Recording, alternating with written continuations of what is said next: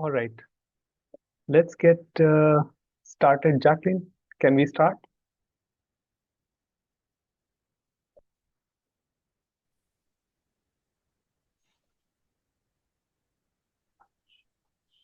Good evening. Good evening.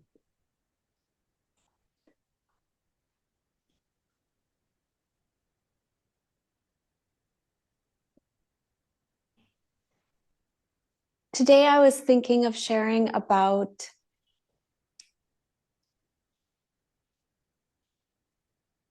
something that I heard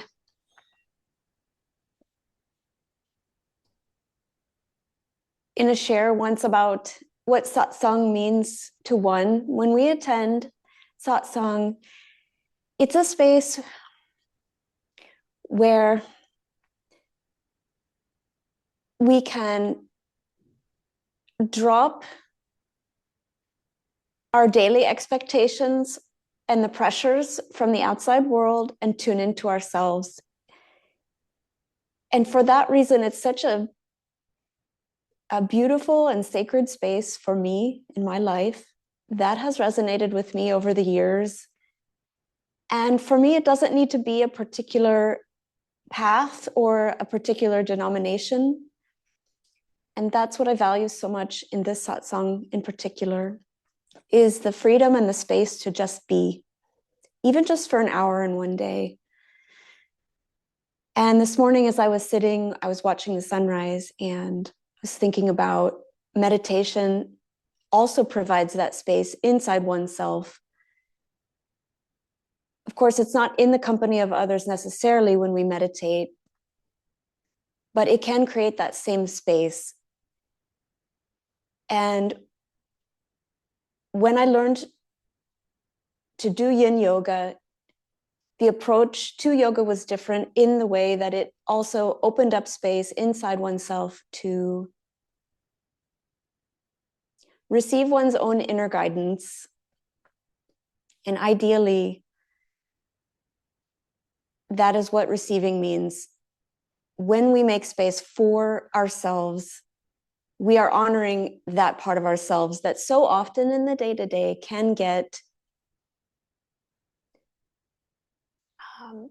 overshadowed or drowned out by the noise.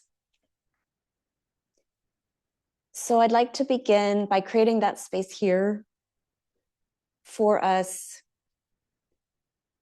And I'd like to start by chanting Om once and Shanti 3 times.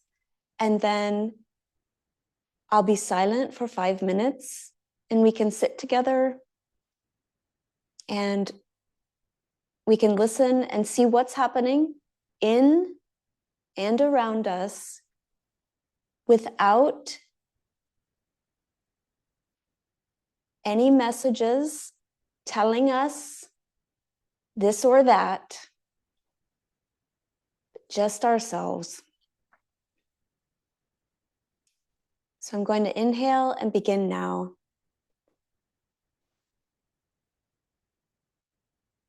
Om.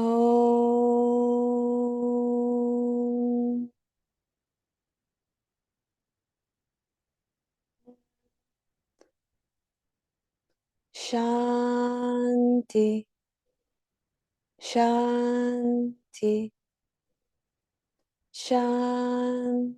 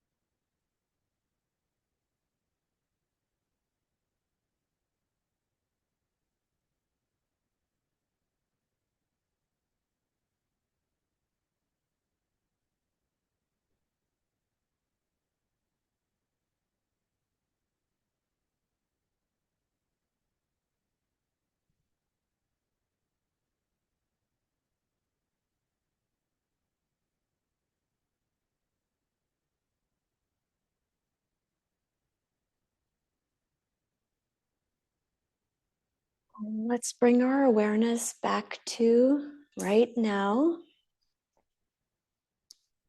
And our breathing is just natural and normal.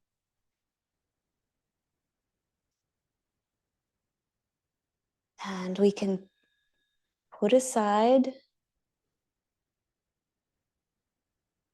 any worries from the day and just be here together. And I really appreciate this space with you all here. Namaste.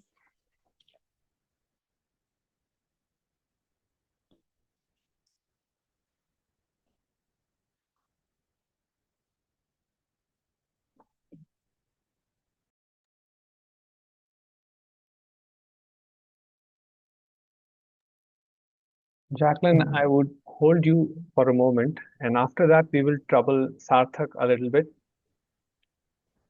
Okay. So,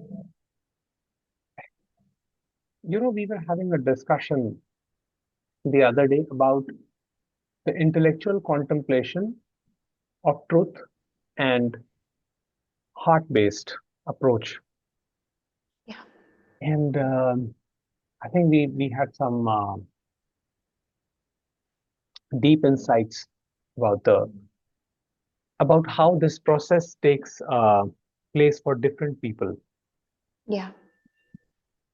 So I would like to have your views on that, as in how one's own intellect, although very potent and powerful tool, at the end can be limited. What has been your experience in that? I remember our talk about that. That was amazing. We were comparing our experiences, and you were saying that you had leaned toward the intellect and trying to understand. And then we were talking about seeking and how when we use the intellect to try to find an answer, that would be what we would consider seeking.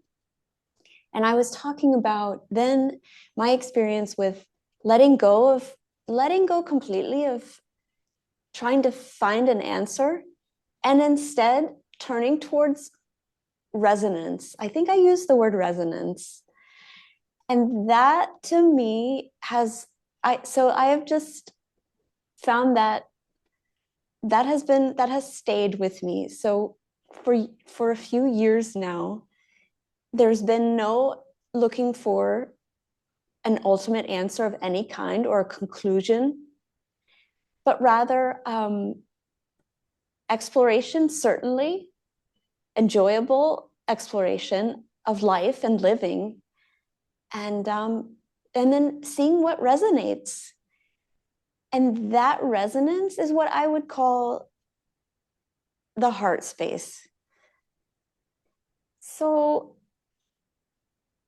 it has, yes, it's tied to intellect. I mean, so much of what resonates for me can be reading or discussion with a kindred spirit, or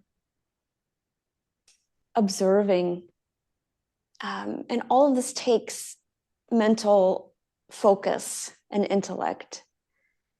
Yes, so I guess it is not seeking as such, Yeah. but exploring, and which I Yeah. believe are two different concepts.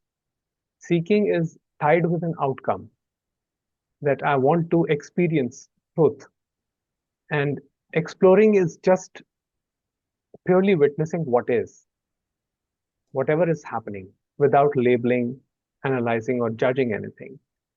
And exploration, I believe, continues forever till there is human life in this form. It is all exploration, all one experience after the other experience, but with the underlying recognition of the awareness of being, which is I am. And the substratum is always there, so as to speak. But seeking is not there as such. one does not try to cling on to any state. And clinging on to state can be a trap because usually what people perceive as enlightenment is basically trying to attain a permanent state. And that itself can be a trap because there is no form of permanency in this realm. It is all change. And in that change, there is the recognition of stillness, which is, let me try to remember the phrase, which was given by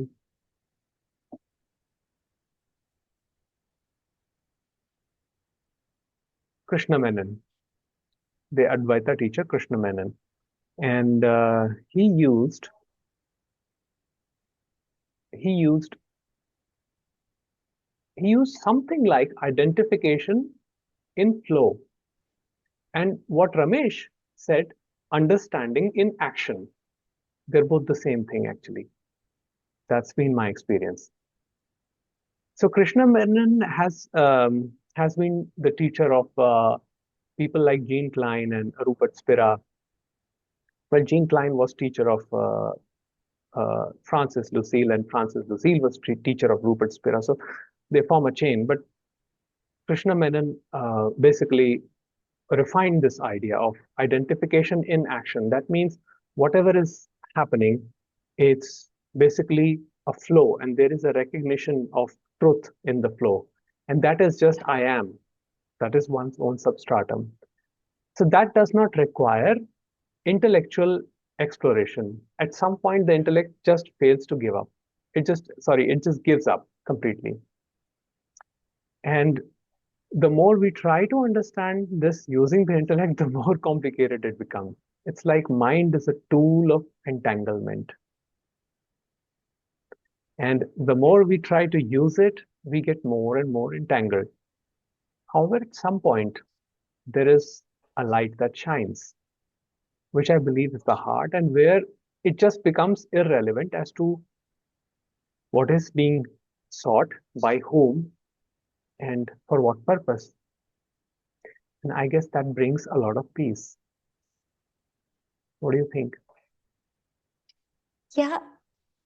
It reminds me of those quotes that you just shared. That has been my experience. But the words you're using are different than I've heard before. I heard once, I remember Ram Dass saying, he said, it is possible. And he was speaking from firsthand experience. He said, I have seen it to be possible to operate on two levels at the same time.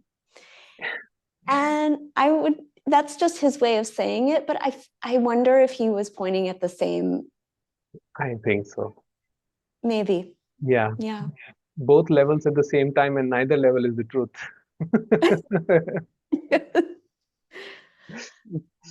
and then intellect becomes more like a problem solving, not a problem solving tool, but like when things need to be done, then the mind is very useful to help us get things done that need to get done. And it's not so much piling concept on top of concept and building a stronger intellect in that way. It's more like the mind, actually, the way that I'm describing it, maybe it sounds like the mind gets softer, but it actually gets sharper, I think. Yes. And Yeah. the sharpening of the mind is the obstacle, because mind is a tool of division. Mind will just break apart anything, and create into two. So if somebody says that I have recognized the I am, then there will be another aspect of that same personality saying, now it's gone. You see, now I am in the I am, but now I'm not in the I am.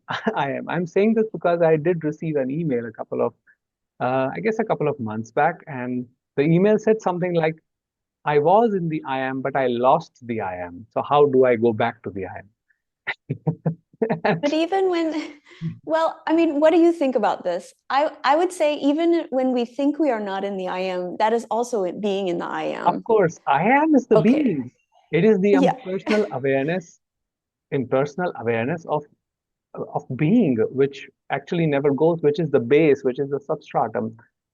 This is what Nisargadatta Maharaj says, that it's like, there can be no wave without ocean. You know, the ocean has to be steady for the wave to arise.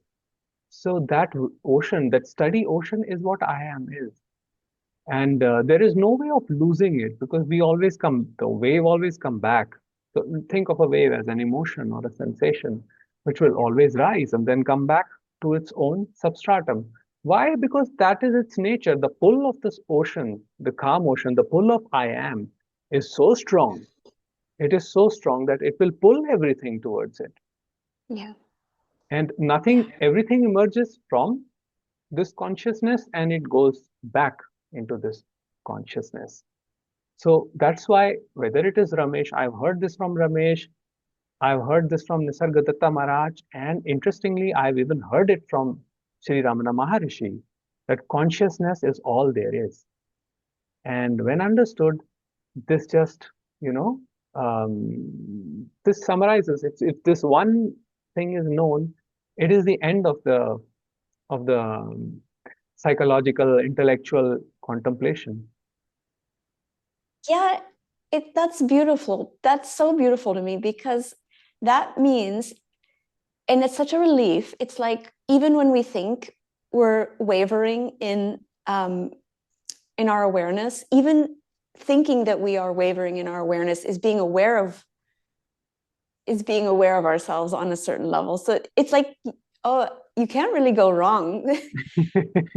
Yes, You're just going. You just yes, keep yes. going. It's just that people get swayed by thinking for a moment, and then they immediately realize that, oh, this has happened. And in that moment, the ego mind comes up saying that, oh, I lost awareness. But they don't see that who is that has lost it, lost anything. So what was even gained in the Exactly. first place? The material, the ocean is material of the wave is ocean. It's the same. So uh, even for ego to get swayed into thinking and thoughts, there is no separate material for it. It's just the same awareness, which is just taking different forms. And sometimes we label that as ego or ego mind or thinking mind, or we can just use any number of names. And usually there is a misconception that that is evil, that should not be there. And a lot of people come with this understanding when they come for satsang, is that somehow this whole satsang or talk is going to free them from it. But on the contrary, there are no such promises like that, because even Ramesh said that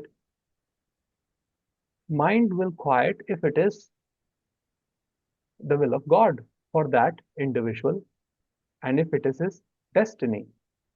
Otherwise, it will not happen. Seeking cannot be stopped by you because seeking never started by you. Seeking was not started by you. So you can never stop anything that was, not started. But still, masters would give pointers. Ramana would give pointers. Ramana would say, drop it. Just he would abruptly say, drop everything that you have, drop. Why did he say that when he knows that it's all God's will? Because Ramananda did not assume that he knows God's will. And he said that if it is the destiny of this mind body organism to say, give pointers, it will give pointers, and the rest is their destiny. Maybe they will benefit, maybe they will not benefit, and maybe they will go to some other platform, to some other master, to some other speaker, and maybe it is their destiny to wake up from their pointers. Yeah. And And yeah, go on, please. Go on. when I first heard that pointer, like just drop it, um, I was like, I mean, for me, it's like, isn't that also doership to like force myself to drop something that's that's Yes, bothering, that seems to yes, be yes. bothering me, but it's like, okay, we say it's translated as drop it. That's the pointer, Yeah, and and it's like, to me, and now I don't know how you see this, but I would be interested in knowing. for me, it's like, okay, the simplified version of that pointer is drop it, which sounds like an order. But really what it is to me is like, just look at what's going on in myself and then see if I can just create a little bit of space around it for the dropping to occur, if it is to occur. Yes. And if it's not to punish myself or somehow see myself as less advanced than, and it's none of that. So yeah, that's how this has integrated in my experience. Yes. What about you? Let me give you an example of this. Let's say a teacher is teaching a group of children, okay? A group of children. And the children are making noise. All of them are making noise. So what does the teacher say when she comes to the classroom? She says, quiet children, right? Now, when she says that, quiet children, does she expect that all of a sudden they will all be quiet and will be making no mischief ever again? Will they never, make noises and sounds ever again? No, she knows it. But she does that. She does that, and she's not bothered in particular who is making noise or who is quiet. She just says, quiet children. And then some children are destined to be quiet, so they go quiet. Some are destined to make a little bit noise, so they keep on puss, puss, puss, puss, little bit noise. While there are others who just don't listen and are still talking and engaging. It is their respective destinies. And teacher just requires a certain level of silence in the room so that she can proceed. And once she has that, she starts teaching. And next day, it's the same story. Next day, again, it's the same story. So even the masters did that. They would come and they would say, be quiet, silence. But what they don't mean silence here, they mean silence here in the mind. And they know very well that it's not going to be quiet that easily. But that does not stop them from saying, and they are not targeting any one individual in particular. They are giving the pointer, they're releasing energy, and the energy is being released. Now it is up to the universe or God or source or consciousness, whatever you want to call it, to use that energy on the individual mind or mind body organisms. Those are destined to receive that. And when those mind body organisms understand this, automatically their mind starts becoming quieter and quieter. For some, it happens instantly. For others, it takes a little bit of process. And yet, for some, it will never happen. That is also true. It will never happen. And we don't know how this actually works. We can never know how this actually works. But again, all we can do is just pass on this message to those, or let's say just, spread the message. And it's not our message in particular, it's the message of the masters, right? We are not saying anything new. All of this has been covered by sages from ancient times, from great masters, not just Eastern masters, but also the Western masters. People like Meister Eckhart and, Teresa. What was her name, Jacqueline? Teresa Avila? Oh, Saint Teresa of Avila. Yeah. Saint Teresa of Avila. So, okay, this is interesting. Can you just tell us briefly about Saint Teresa? I think Oh my interesting. gosh. We could devote a lot of time. Her life was amazing. But yes, basically the work that she created that is most associated with her is called, well, it was written in, I believe the original language is Spanish. She was from Spain, but it's often translated as the interior castle. Mm-hmm. And in that work, she describes the process of turning within. as a castle located, now this is metaphor, she's very poetic, a castle found inside ourselves that has a number of rooms. I believe it's 7, but it's been a few years since I've read the work. It's an amazing work, I found.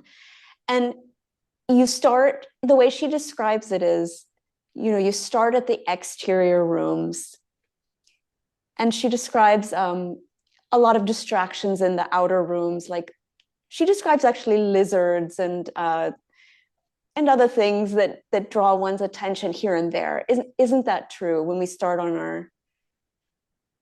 our turning within process, I suppose I could call it. And then she describes it going closer and closer to center until one inhabits the innermost sanctuary, the I am. That's beautiful. Yes, that's beautiful. Yeah, go on, please. And she explored different faith traditions in her life, and the one that resonated with her most was Western, Christian tradition. And she experienced a lot of persecution while she was growing up for being, her family was not, she grew up in another faith tradition, another path. I don't remember which one, but, she turned within, like so many of us, after experiencing a lot of persecution or just hardship through her own experiences, and found that her oasis of calm was within herself.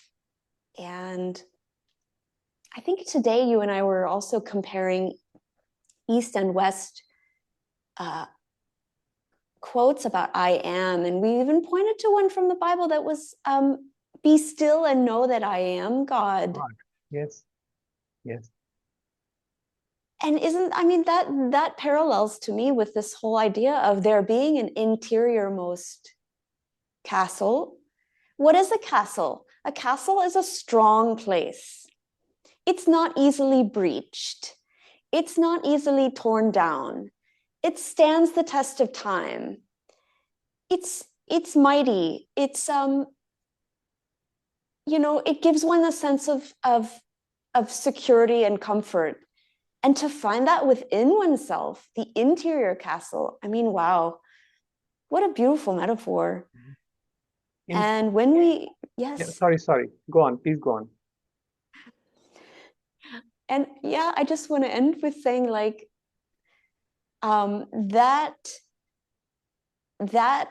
every time I read Nisargadatta Maharaj or Ramesh Balsekar, right now I'm exploring his translation of the Bhagavad Gita.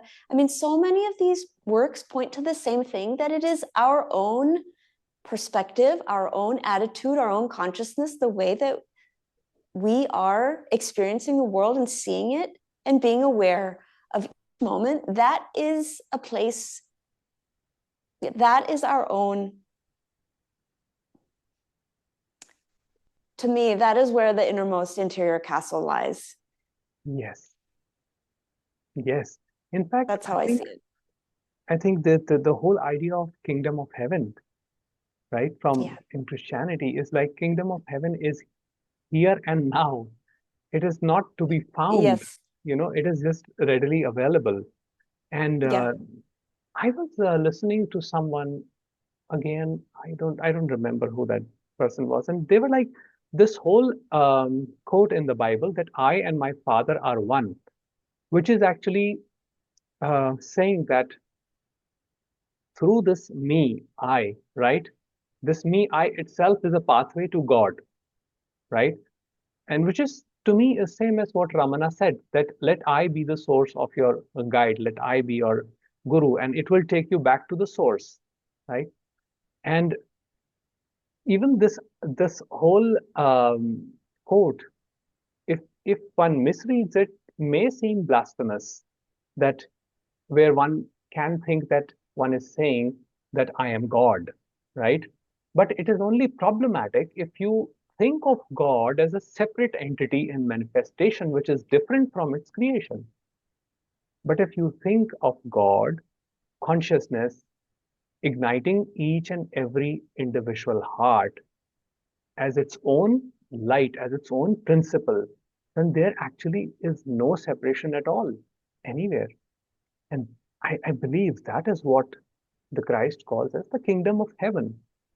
But the problem is we attach the theory of karma with it, and we create cross pollination in teachings.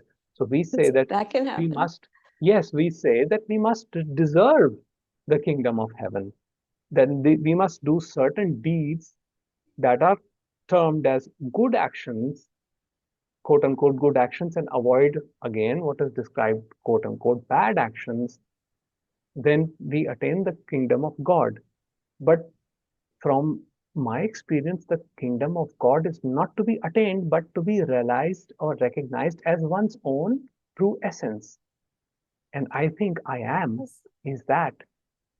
Yes. Oh my gosh. Perfectly said. That's what I was trying to articulate, but you just did it just more eloquently. And so it's not that I and my Father are one, or the kingdom of heaven, or the I am, all of these. It's not something that we need to, it can be purchased through, and I mean purchased as a metaphor, just, it can't be, it's not like we need a certain number of good deeds, so-called good deeds, or a certain number of ritual acts, or it's not like a system of earning it and then finally attaining it. It is just here because we were born. Because we were born, we are part of the creation of God. That's the way I see it. So it's not separate. But the question is, are we going to realize that in this lifetime? That's the only question to me, not whether or not one deserves it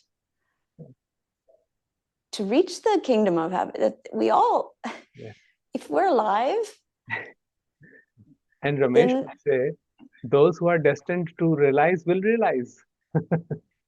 yes, yes. And honestly, whether one wants to or not, if it's time to realize, it will be realized. Yes. And that can be quite Yeah. eye-opening. Yeah. But and it can be a little unpleasant at first, even too. But ultimately, Yes. it's wonderful. It's quite wonderful. But and it's a process. It's not like I've arrived. You and I think we're joking the other day that you and I would never say, I've arrived. Like, the process Like, is done. who has arrived where? Yeah, exactly. Yeah. We were So, like, no, it's just ongoing. And yes, once we realize that we are part of God's great creation, we are part of the source, it's happening in us. It's even that's not quite right. It's happening, and we are it. And yes, it's here. yeah, And what huge, okay, that's wonderful. And it's also, for me, a huge responsibility to let that flow, which may be against the grain of some of the things that I've learned, over the years. Like, I became a lot more honest once spiritual awakening happened, for example. And if I feel like something isn't resonating, I just will sort of say no thank you, with no guilt yeah, anymore, and just go do something else that resonates. yes, This is how it shows up in the small yes. moments for You me. know, it removes the compulsion to be a good person, quote unquote, good person. Yeah.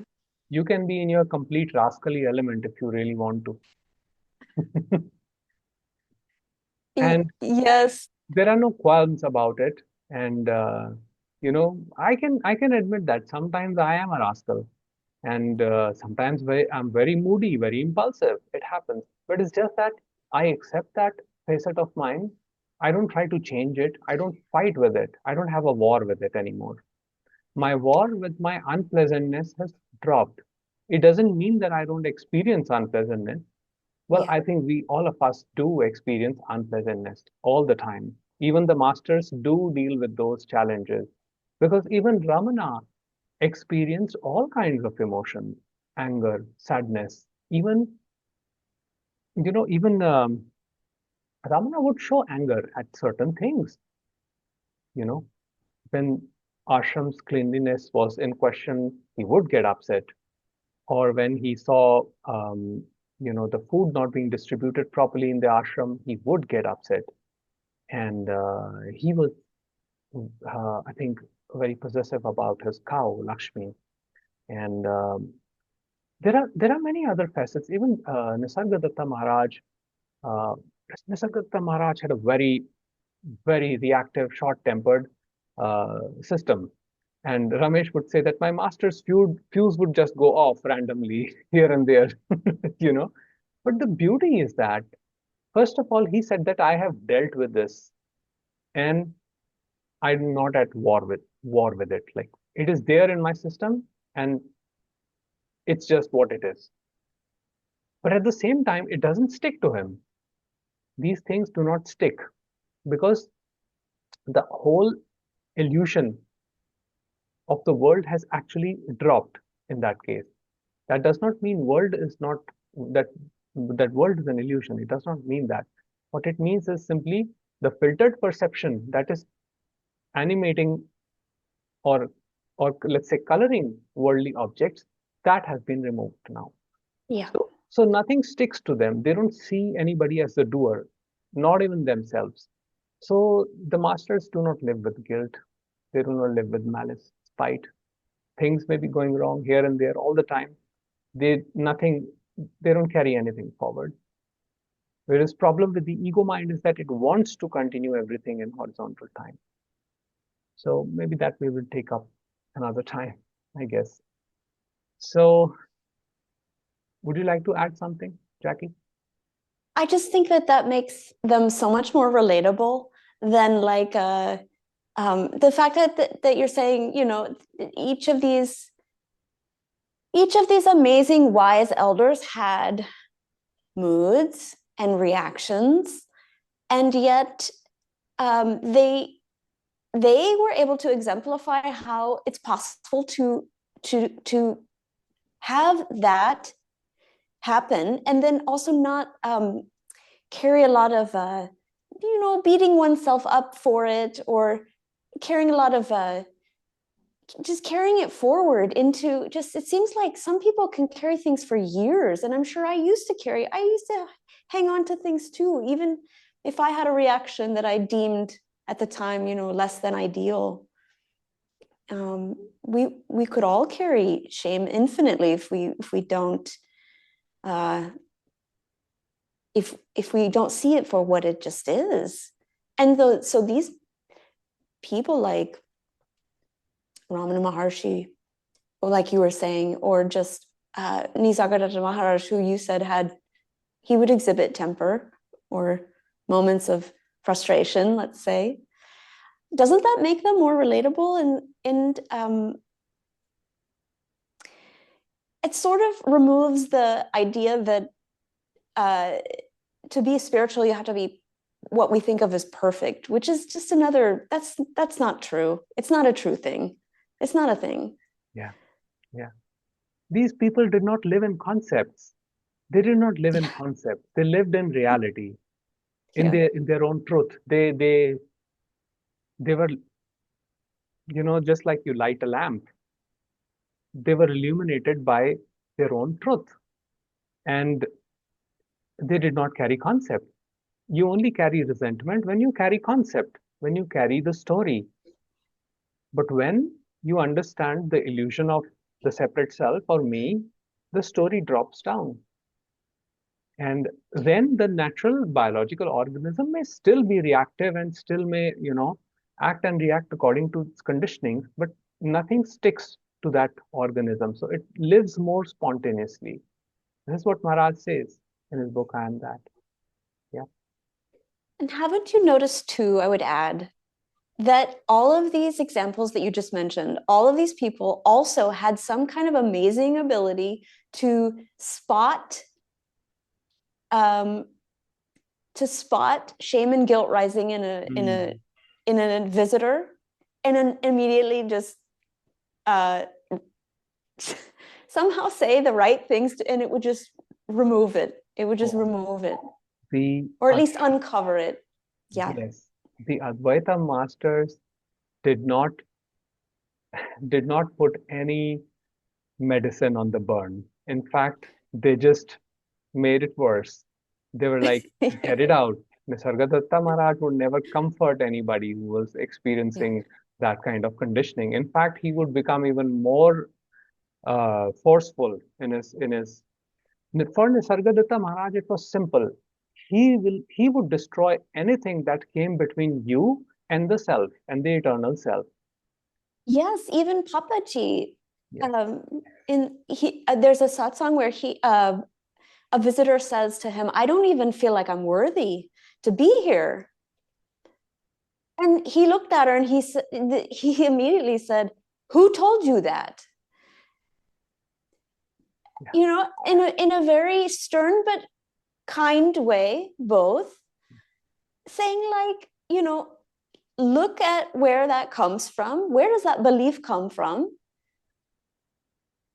And once you see like, okay, somebody that message must have gotten in there somewhere, but it's not the true self. Yeah. To bring it back to Saint Teresa of Avila, that wouldn't be found in the innermost castle. It wouldn't be found there that we aren't worthy of these beautiful spiritual pearls of wisdom. I mean, we're here. Yeah. Yeah. True. True. That's how I see it. Yes, they won't be quote unquote kind when they Yeah. even Ramesh was a little like that. Like it was hammering. Ramesh's was gentle hammering, but it was nonetheless hammering. And you know, one I think I saw one of his satsang where a German lady had a reaction when he was speaking, and he just said, "I'm sorry. I would love to give you comforting words, but I don't have any." He was very plain about it. And she was like, I do this, I do that, it is my life. And she just went on and on. And he was like, I'm sorry, this is it. What he was pointing her to is just accept the situation the way it is, and all your conflicts are going to get over. Do not live in time. That's what these masters said. Do not live in time. Just be present here and now. That has been the ultimate pointer for them. Okay, let's move to Sarthak now. Hi, Sarthak. Namaste Jagjot, Namaste Jackie ji. How you guys Namaste. doing from We are yesterday? good. Thank you. Thank you. We are good. Today we are having a very casual, homely discussion. Yeah, yeah, as it should be, and it's very enjoyable. Very, so it feels like being back with you on the sofa again. Yes. Yeah, Yeah. Yes. in the I living think, room. yes, we can lighten the mood sometimes. Yeah, no, And but tell us, how are things with you? things, things are very well. Like things Mhm. are very well. I don't know. Like I said, like questions don't really come up anymore. And there's this total acceptance of whatever, one thing that has really helped me is really started enjoying the buffoonery of my own ego sometimes, I Yeah. enjoy it. It's like, so when people say like, now you're talking about like temperamental gurus. My favorite temperamental guru, I think I've mentioned him before, is UG Krishnamurti. Oh, yeah. Extremely. He used to just tell people off, and he's like, he used to use Yes. the Yeah. He most would start with the cuss nastiest words. words. He started with cuss words. Yeah. Yeah. And he just like disowning Ramana Maharishi is disowning. Yes. Jai Krishna Murti. But you know what? But when somebody was like, why are you doing that? Like, I want your faith in those master and myself to go. That is the only way. That he Yes. also said that. Yes, People exactly. don't focus on those elements. You see, people focus on the, like you said, the castle they've built up for themselves, these sand castles Oh, that can just, like melt oh, with the ocean wave true, true, anytime. true. Yes, And it's a sand castle actually. it is a Yeah. sandcastle. And you know, what I found was UG Krishnamurti and J. Krishnamurti were saying the exact same Exact thing. same thing. There was Yes. no difference. But UG Krishnamurti he was playing so much antagonistic towards J. Krishnamurti, like he would call him the worst Kick him things in the in the pants, world. he said. Yeah, he would even go on to call him certain Oh bad. yeah, oh yeah, yeah, yeah. I have, yeah. I don't know how true this is, He called but Buddha crackpot. yes, yes. Yes, yes. And I don't know how true this is. This may be completely false, but somebody said that in his end days, he was asked, like, who do you who do you truly revere as the true master? Like, who's the most extraordinary person that has influenced your life? And he said, J. He Krishnamurti. did. He said He that. did. He said So that. his disciple Mahesh, but the filmmaker, right? Oh yeah. Whenever he used to prod him on that, right? Initially, it will, I will kick him in his pants, and then we'd be like, "You're gonna say something else." He's like, "No, you wouldn't understand it." Like, no, no, say it, say it. Yeah. He's the most Yeah. extraordinary human being I've ever met in my life. That's Yes. what he said. Exactly. Wow. Exactly. In Same with fact, Osho and J. Krishnamurti. yes. He used to send people to his satsangs, in those, red robes. Oh And yeah, yeah, and he used to yeah. be like so funny. Like J. Krishnamurti is like, he's so like self-aware. He's like, this kind of things, this too much like activity really annoys me, and he knows it, and he sends these people to my satsangs. And like a bull, it's funny, like his zodiac sign, not that I believe in it, but his zodiac sign was Taurus, like me. So like as soon Yeah. as I see red, I just get extremely mad. Yes, exactly. In fact, people from Vedanta background would come to him, and he would just, be very, very brutal with them. He was like, you are using these words, okay, like Atman, Brahman, this, that. But, he was very brutal towards them. But if you see carefully, what he's trying to break is the identification with the objectification that they have created. Created. They say all is consciousness. Now if I keep repeating it like a mantra and I keep prescribing it to everyone that, oh, Hmm. just say 1,000 times a day, there is consciousness and you will be liberated. What happens? I have just reduced, that is Truth. which is, I have reduced it to an object of my imagination. Now I have created a prescription. Now I'm giving that prescription to you and saying you will be liberated Hmm. once you do this. Hmm. And that is what he was trying to break. Hmm. Now there is truth in the words, I am Brahman, I am Atman. But all the Mahavakyas that are, Hmm. that the Upanishads have described, they Hmm. are the conclusions of deep inquiry of sages who Hmm. have done contemplation for years. It is Yeah. conclusion, it is not the beginning Yeah. point. Yeah. And problem is people begin with that. So Yeah. what they do is they immediately try to conceptualize consciousness. Hmm. You know, using the limited consciousness, which is mind, they again create an image in their mind of the vastness Hmm. of, and they then call it Brahman or Hmm. Atman or Chaitanyam, or they Hmm. give it any other fancy name. Hmm. And then what happens is the moment you assign even the smallest of attribute Hmm. to that, the duality is bound to happen. Hmm. So it's Hmm. like Hmm. now it comes, then it goes. Then, Hmm. then people who are on the devotional path do often fall into this trap, and they're like, Yeah. maybe some Sai Baba devotees would say, Baba, the Baba was with me, but now Baba is not with me. Hmm. Or some would say, I don't believe in God anymore. Because God is not favoring me in the way I want, they're not Yeah. providing me things that I want. And that is the thing. That is what these masters have been trying to break. So Yeah. UG Krishnamurti was brutal in that. And he would say, I am like a ball. You throw a ball on me and it'll just bounce back. Yeah, It's yeah, an yeah. action reaction mechanism and nothing else is happening here. But it is your mind. You think that there is something happening here, and Yeah, then you're getting out something out of me. yeah. But all you're getting out of me is the cuss words. Yeah. And another interesting thing that he said, as opposed to what is said in the scriptures, which is basically the same thing but inverted, is he's like, I am not creating anything. My environment is creating me. It's creating the division in me. So the me and the other subject of the object is based on what you throw at me. I Exactly. am literally not throwing anything. I am just singing Anything else. my song. If Yeah. you like it, good. If you don't like it, leave. Yeah. He says, I'm like a wall. He says, I'm Yeah, like a wall, actually. He says, I don't want anything with you. yeah, I'm, yeah, yeah. I'm like a wall. It's just you are coming here, you are throwing the questions, and Yeah. that wall is just bouncing the ball back. Yeah, It's yeah, just an action reaction. yeah. And well, that that That's was his style. yeah, I admire it. I find it extremely because it takes kind of the piss out of these sacred concepts yes, sometimes that you say we objectify instead of yeah. understanding the core of it or the essence of it.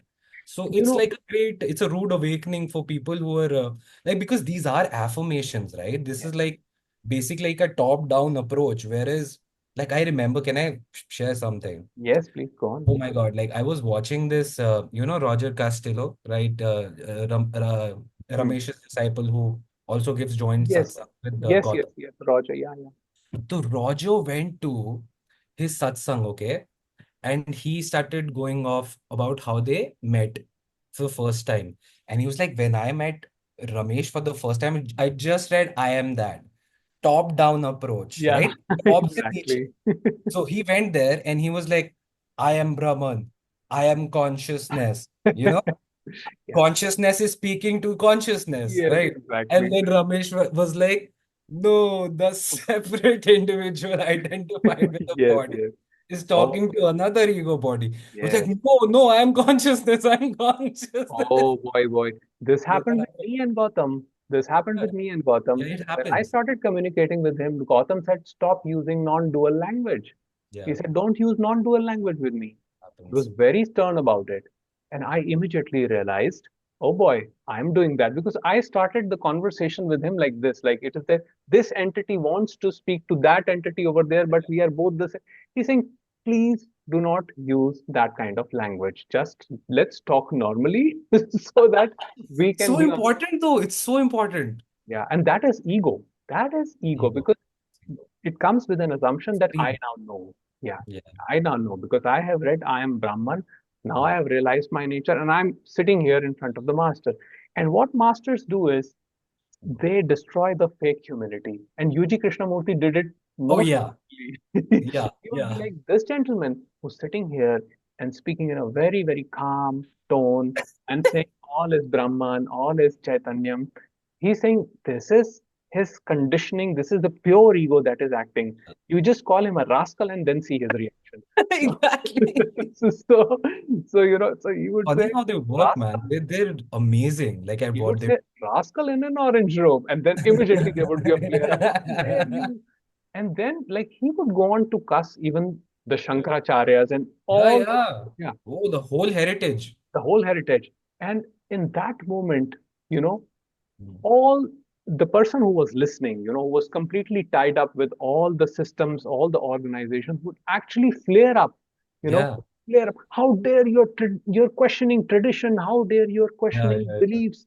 yeah. And the thing is, You're not unless free. and until you question traditions, you question beliefs, there is there No. is no possibility for But any but truth, for any but consciousness. the irony is like the scriptures say that. Exactly.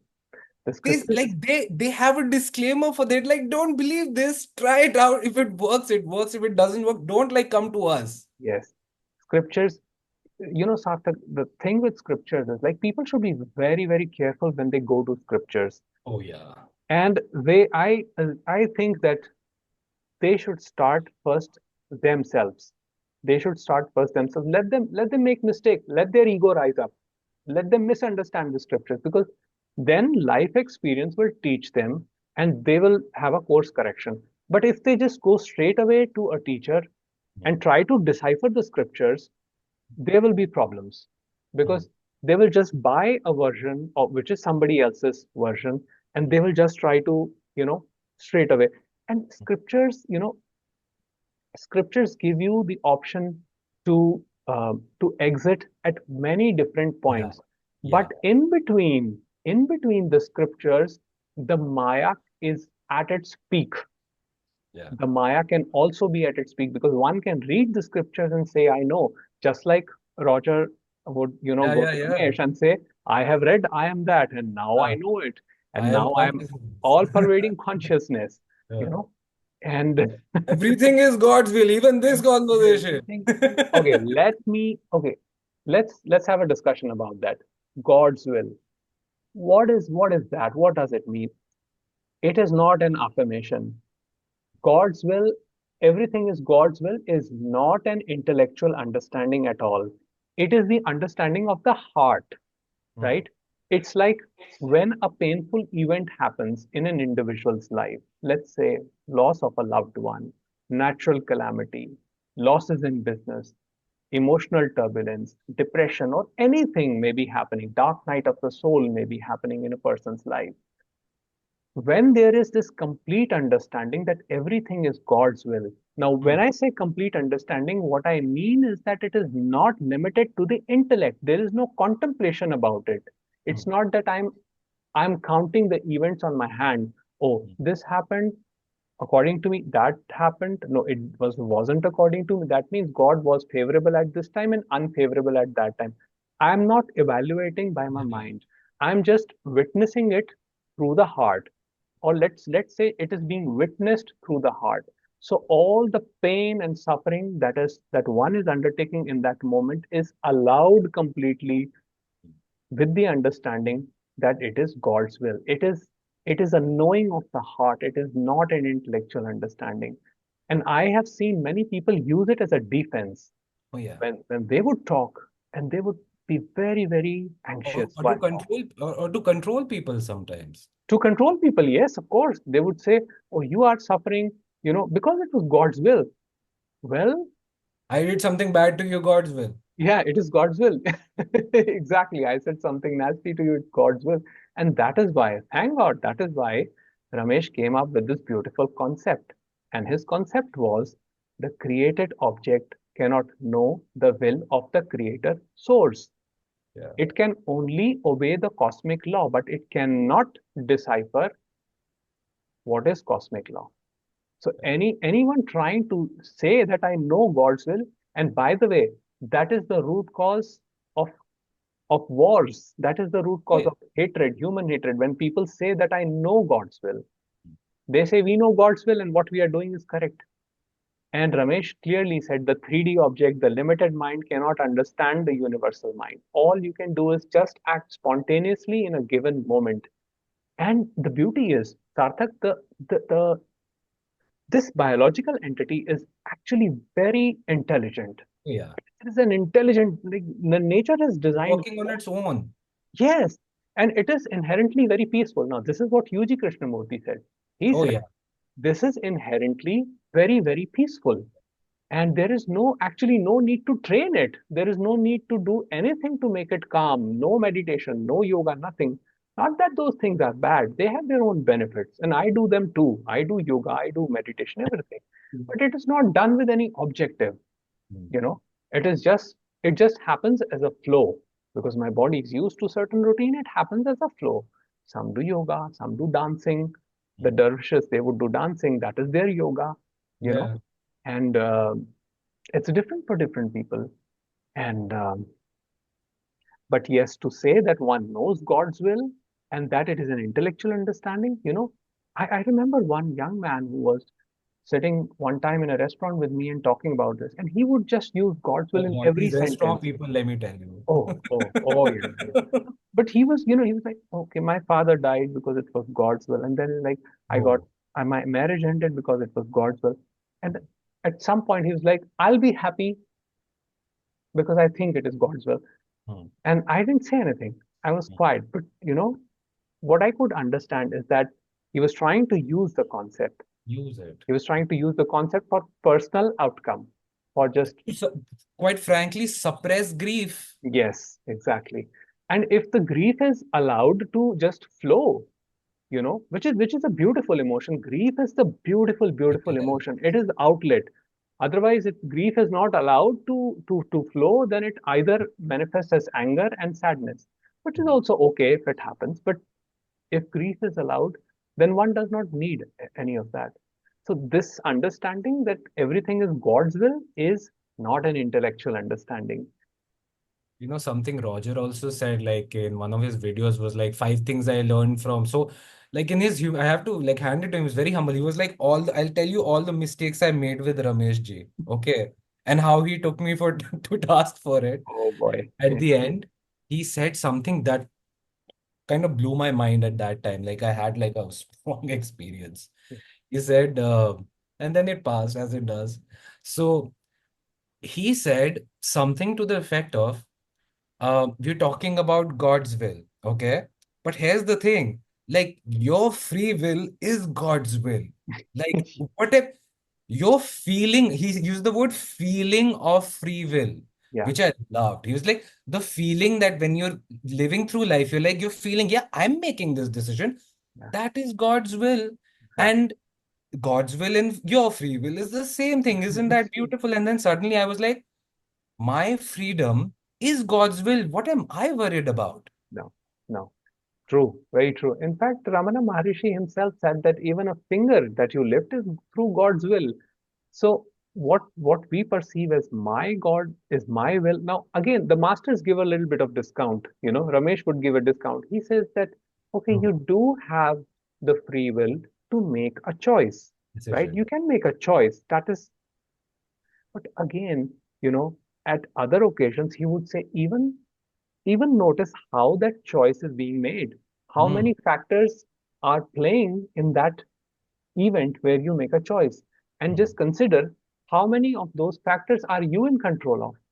Hmm. And we will realize that actually, even in that moment when we made a choice, Hmm. none of things in the environment were actually in our control. Hmm. So the free will that we say is our free will is Hmm. actually of no value. Can I ask you a question? Really Yes. interesting question, okay? Yeah. At least that's what I feel.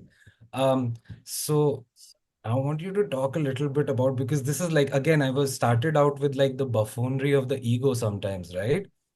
Where, and I think Jackie and you talked about it too, where it feels like I have arrived, I'm cooked, right? I want Yes. you to talk a little bit about false awakenings. Man, this false awakening thing is like where it's at. Like the moment you realize every awakening is a false awakening is where you're Yes. at. Yes. These Yes. false awakenings, man, Jackie, they'll drive you up Jackie, the wall. yeah, Jackie, let's start with you. What would you say about that? Because I've been through that a lot. I have been through it too. I will I describe know. my experience later on. Okay, First, okay, let's go hear ahead, go Jackie. ahead, go ahead. Jackie, yes, Jackie ji. It reminds me of like um it reminds me of oh, what did someone say once? Like, oh, spiritual awakening is like peeling an onion. Because like, you know, you take off the first layer, but then there are so many layers underneath it. And like, where is the onion? It's all of it, but also nothing. Like it's like there's always another, there's just another, it's just another after another after another, and it's all the same process. And also none of it, like even calling it a process or spiritual awakening is also, that's conceptual. So it's like um it can't be pinpointed. And also I find it really interesting when people say this was the moment when Hmm, spiritual awakening happened. And hmm, I'm like, man, hmm. I didn't have like I can't say it was like a date and a time. Can't say it. And no, I can't do that. Now, I'm not discounting what any account, any account by a person, that's fine. If that's how they remember it, that's fine. But that was not that way for me. It's not like I marked it on the calendar. And and it's like, gosh, even when I arrived in India months ago in the spring, I'll even read things that I was writing back then, and I'm like, what?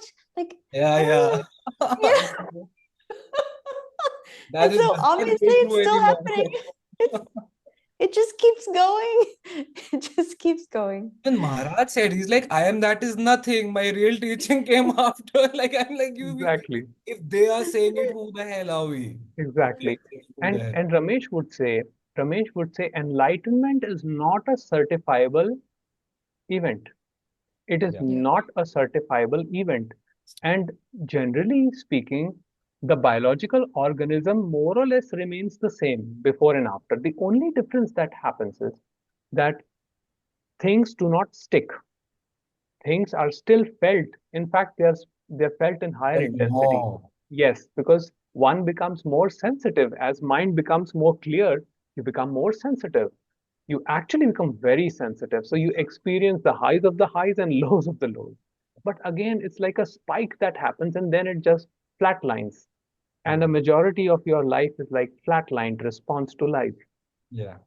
So yes, so initially it this happened with me too when I was starting my journey in Mhm. 2015, 2016, and a couple of years later, I set up something called Mindfulness Quest. It Uh, was it was an assuming that I was quite mindful, uh, and right. yes, yes, of course. So I listened to a couple of Osho talks and a couple of. I have been listening to Osho I talks love Osho. since childhood. It was in our family. My dad would listen to Oh, Osho, yeah. and my mother, who's here, she would Yeah. listen to Osho, Yeah. and um, we would all sit, and my brother would listen to Osho, and we listened to Osho and even other masters, and somehow what happened was that we started piling on concepts. We missed the essential. Yeah, Just one, I'm gonna forget this. I have to say, man, like your Hindi videos are like lit. They're like Osho. That's what reminded me. You should like not, there's no should, but like I would love to watch more of those. Like it's just, I don't know, the Hindi ones are really good, man. They hit the spot. You're almost like another person when you're doing the Hindi one. It's so cool. Anyway, go ahead. actually, Sorry to yeah, interrupt. I'm more comfortable in Hindi, to be honest. And You're the plan wonderful. was actually to start a dedicated channel on Hindi Oh teachings. man. I probably would do that in the future. And your Hindi is like very simple also. It's not like too hard to understand. Yeah, You yeah, know?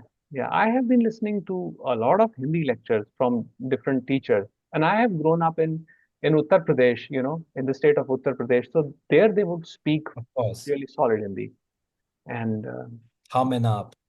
yeah, yeah. So the all these concepts were piling on, and then I went to the scriptures. Again, I made this mistake. That's why I told you don't go directly to the masters. Now, when I went to the scriptures, I didn't know Sanskrit myself, so I would listen to different teachers, Vedanta teachers, and different other teachers. Now, I imported their idea, their thought, and I thought that now I have realized it because at some point it felt better.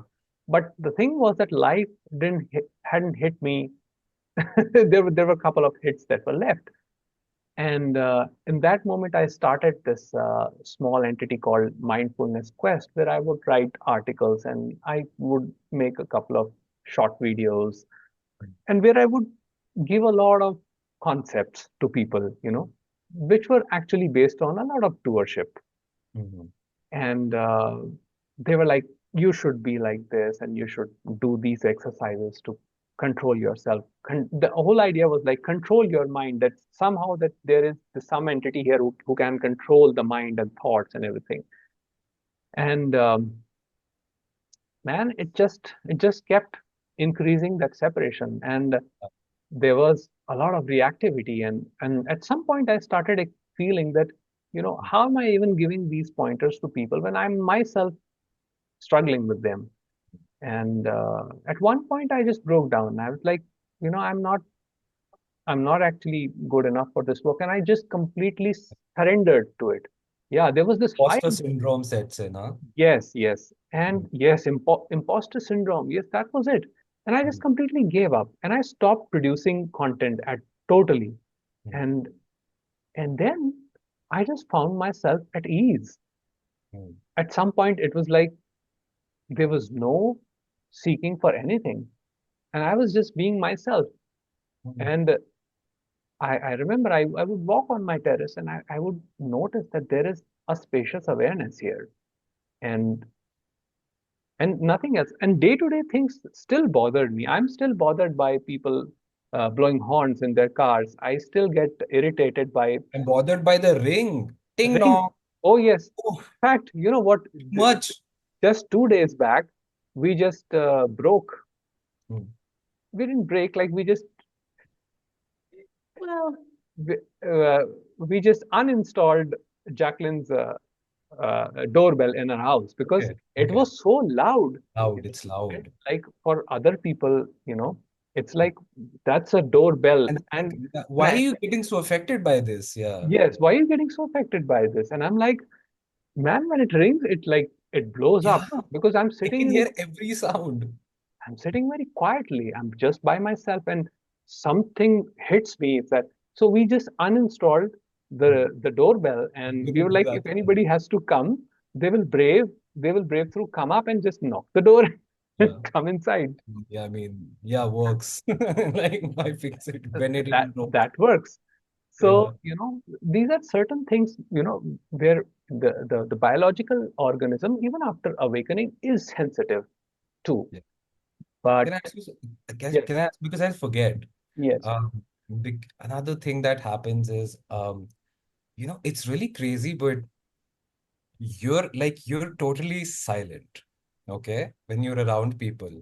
And yet, so what happens is their activity sometimes like multiplies.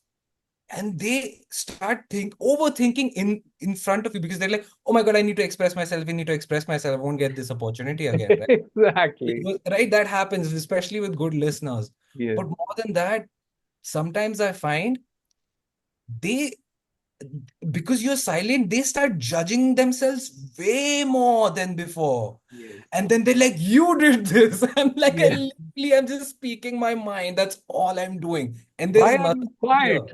They'll be like, why are you quiet? Say Yeah. Are you something. judging me? Are you judging me? Yeah. Yeah. And then it makes then like it just creates so much separation, Yeah.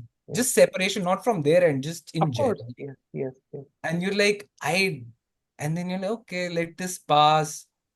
But I also find myself, sometimes not trying to like specifically humor people or kind of trying to fit in, but I do find sometimes, I'm okay with kind of Yes.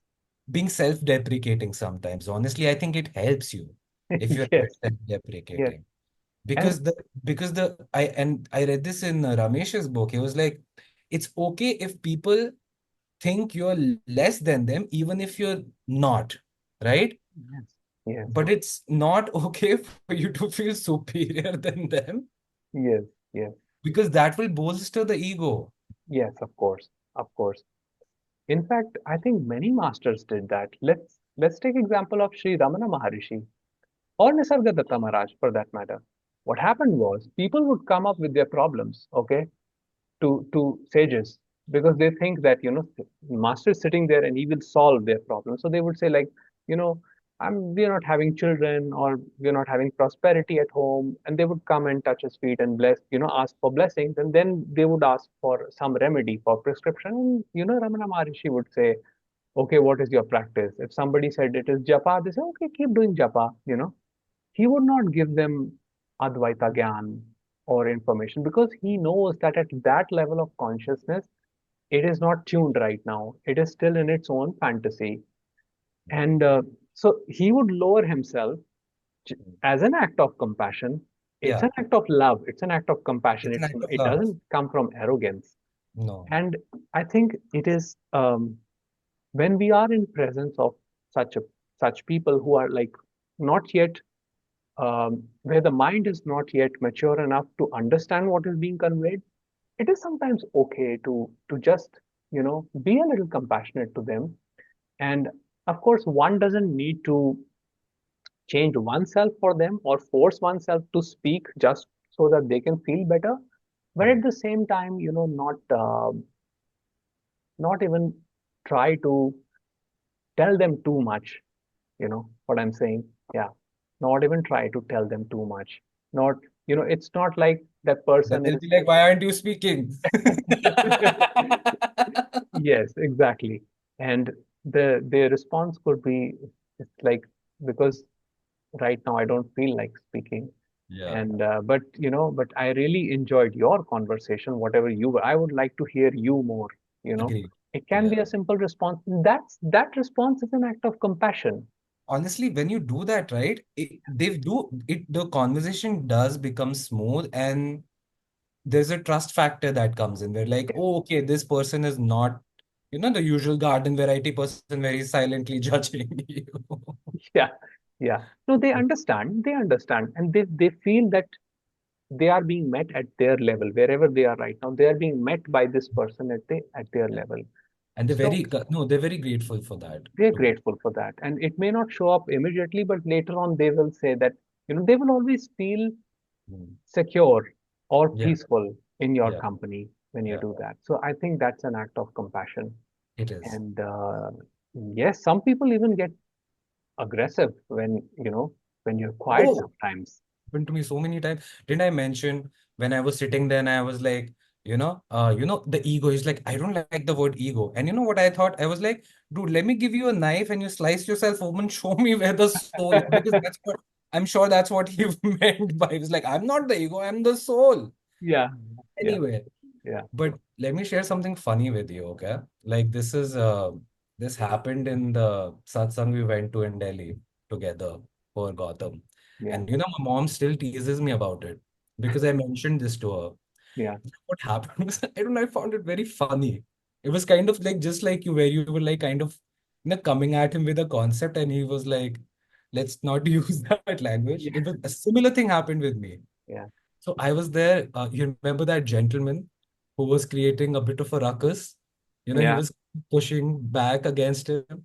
yes, So as soon as, when like I think the satsang, like the main satsang dispersed and they were just like casually chatting among friends and family, yeah. Gautam was like, they were like, oh my God, what happened to that gentleman? He was coming at you, right? He could not swallow the fact that he had no free will. Like he was getting so aggressive, Yes, right? And to this, I don't know, spontaneously, I said, I was right next to them, right? I was like, yeah, these satsangs bring out like different aspects in different people. Okay. So Gautam was like this. Gautam was like this. He turned to me. He had food in his plate, and he was like, sure, yes, sure. My yes, mom still does this to me every day. I'm like, whenever I talk a little gyan to her, she'll be like, sure, yes, sure. yes, yes, exactly, exactly. Yeah, yeah, yeah. That has happened between me and Gautam also a couple of times. But he's so like he's very gentle about it. Like, you He's know what I gentle mean? about Very it. gentle about In it. fact, all the masters have been very gentle about it, and even Ramesh would be gentle about it. Even I have seen, like, he wouldn't break the illusion, quote unquote illusion. Hmm. Uh, you know, j- he believed in gentle hammering. So Gautam saying yes was actually a gentle hammering. Then clamoring. And I mean, these people are very compassionate that they do it like that. They're not like, I'm completely destroying your this thing, that They're this is not like I'll kick you in the pants. no, no. Because that again is the ego's way. So they understand it's not going to work, because Ramesh said when ego speaks, the ego listens. So the moment there is conditioning where it's being attacked, there would be a you know Defense. defense. So that's what they're avoiding. So they're just being gentle about it, compassionate about it. Okay, so I think we have exceeded our time today, but it was fun So it's fun. Thank conversation. you so much. I appreciate your time. You too, Jackie. Thank you so much for sharing insights. Yes. Okay. Anybody would like to share anything or ask a question, please feel free to.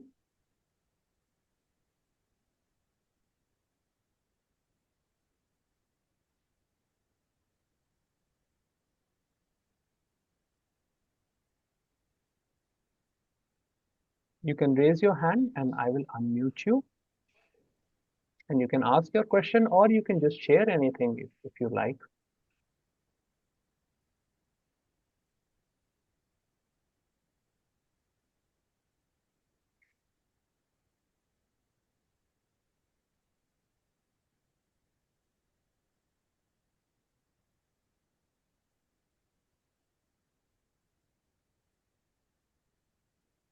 Okay, I think we can end the talk now, and we will meet next weekend. Thank you. Take care. Thanks for being a part of this.